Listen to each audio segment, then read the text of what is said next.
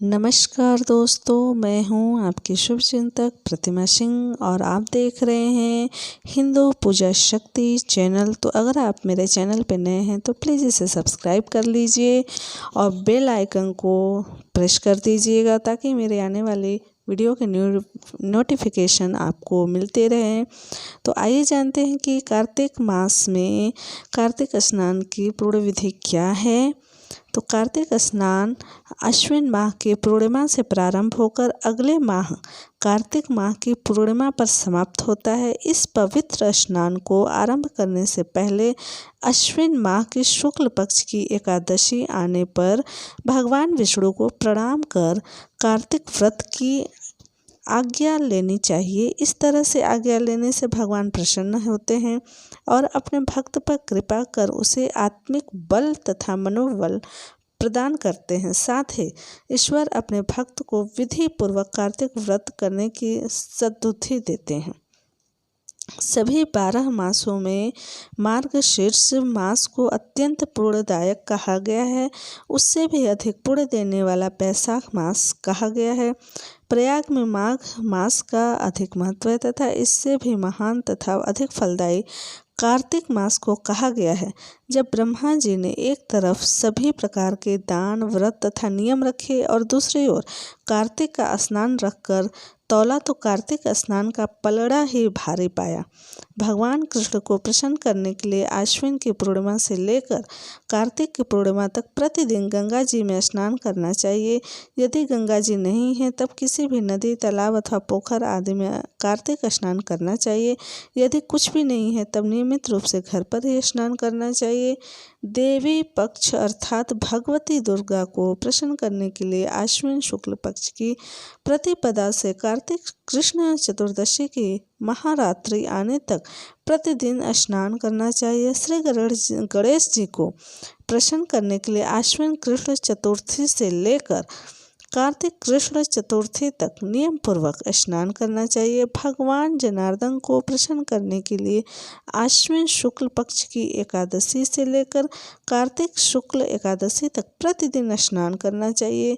जो मनुष्य जाने अनजाने कार्तिक मास में नियम से स्नान करते हैं उन्हें कभी यम यातना को नहीं देखना पड़ता।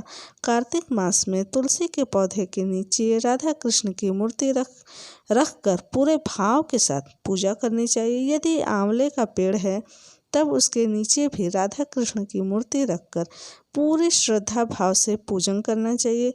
विधि पूर्वक स्नान करने के लिए जब 2 घड़ी रात बाकी बच जाए तब तुलसी की मिट्टी वस्त्र और कलश लेकर जलाशय या गंगा तट अथवा पवित्र नदी के किनारे जाकर पैर धोने चाहिए तथा गंगा जी के साथ अन्य पवित्र नदियों का ध्यान करते हुए विष्णु शिव आदि देवताओं का ध्यान करना चाहिए।